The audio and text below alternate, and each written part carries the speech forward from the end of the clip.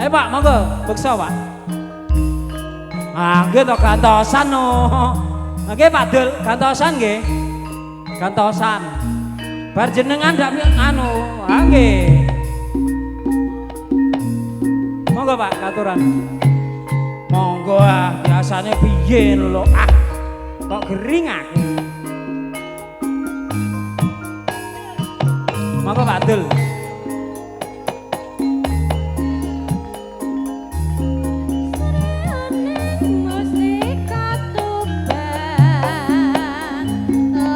Matur sembah nuwun.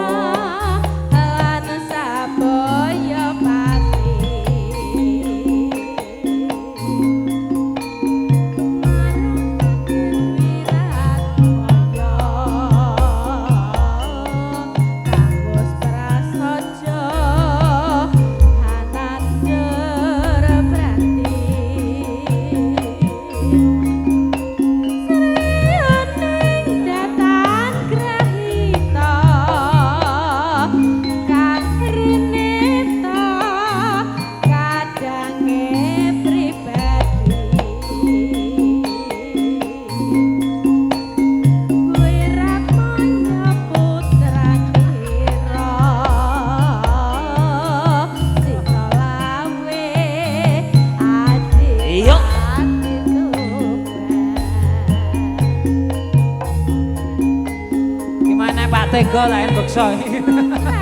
Pak Tegone pundi? Pak Tega. Monggo beksa, Pak.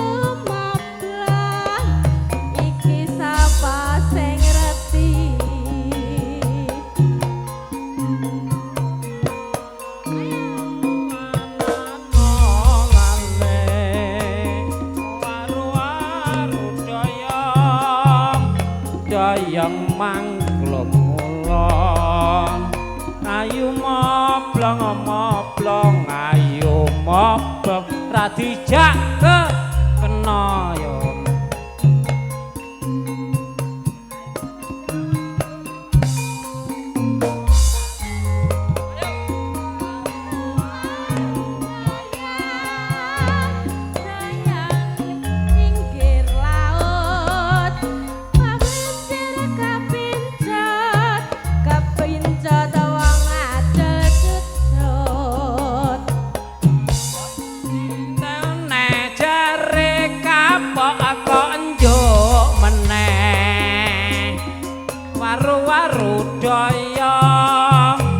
doyong pinggir kali ayu moblong ayu moblong ra kena dirapi sandale capit paling penak ning panggon nyelem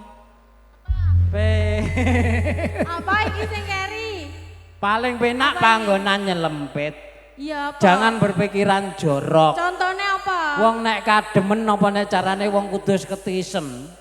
Mesti luruh panggon sing nyelepit ben anget. Masa. Ana Boleh contone. selimut. Oh nek kademen jenengan mesti ngeten to, Bu.